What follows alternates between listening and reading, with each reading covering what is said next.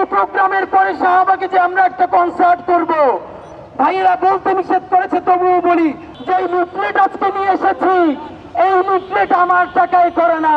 ঢাকা হাটের অলিতে গলিতে বিভিন্ন মসজিদে আমরা নামাজ পড়ি, আমরা মন্দিরের সামনে যাই, আমরা বাড়ির সামনে বসে চা খাই, কথা বলি। আমাদের এই টিম একটা জায়গায় একটা টাকাও বিল দিতে পারি নাই। একজন চাওয়ালা ভাই আছেন, তিনি আজকে আবার এসেছেন। এর আগে আপনারা দেখেছেন 100 টাকা পুরনো নোট জমিয়ে 10 দিনে 100 টাকা করে 1000 টাকা আমাদের মুঠোর মধ্যে এনে দিয়েছেন। আজকে তিনি বাসা থেকে আচার বানিয়ে নিয়ে এসেছেন, তার বাসা থেকে আচার বানিয়ে দিয়েছে আমাদের জন্য। আমাদের দায়বদ্ধতা বাংলাদেশের কোন মাদক কারবারির জন্য নয়, আমাদের রাজনৈতিক দায়বদ্ধতা কোন ব্যবসায়ী মাফিয়া গোষ্ঠীর জন্য নয়, আমাদের দায়বদ্ধতা কোন চাঁদাবাজের জন্য নয়। রক্ত দিয়ে মানুষ দেশ নতুন নির্মাণ করেছে। আগে যে 200 টাকা চাঁদা দিত, সেইখানে 400 টাকা চাঁদা দেওয়ার জন্য নয়।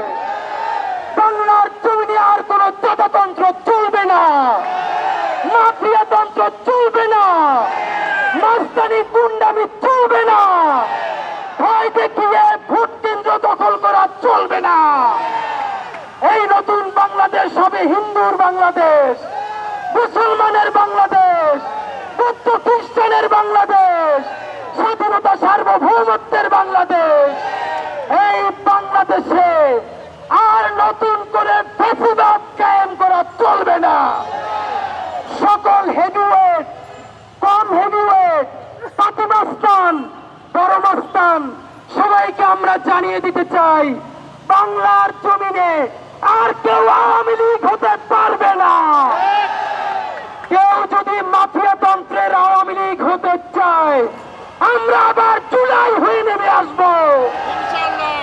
আমি একা ওসমান হাদি ঢাকা হাটের প্রার্থী নই, সমস্ত মাফিয়া তন্ত্রের বিরুদ্ধে 300 আসনে আমার যত ভাই, আমার যত বোন জনগণের ম্যান্ডেট নিয়ে নয়া রাষ্ট্র নির্মাণের জন্য নির্বাচন করবে, আমরা তাদের সকলের জন্য প্রচারণা করব। বন্ধুরা আমার, যে লিফলেট আজকে নিয়ে এসেছি, এই লিফলেট আমার টাকায় করে না।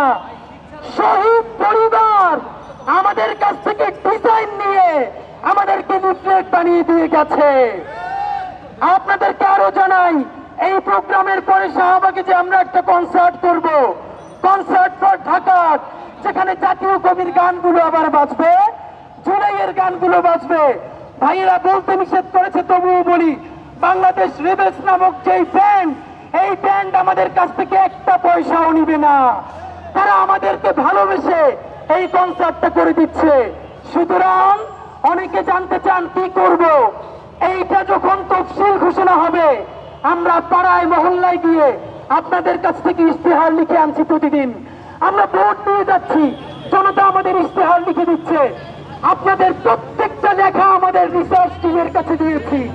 এই প্রত্যেকটা লেখাকে গুছিয়ে আপনাদের যে প্রশ্ন, সেই প্রশ্নের সমাধান নিয়ে আবার ওয়ার্ডে ওয়ার্ডে যাব ইনশাআল্লাহ। কি সমাধান দেব আমরা পডকাস্টে আপনাদেরকে জানানোর চেষ্টা করব। শুধু একটা কথা বলি, ঢাকা হাটের মধ্যে সবার কেন এত আনন্দ? কারণ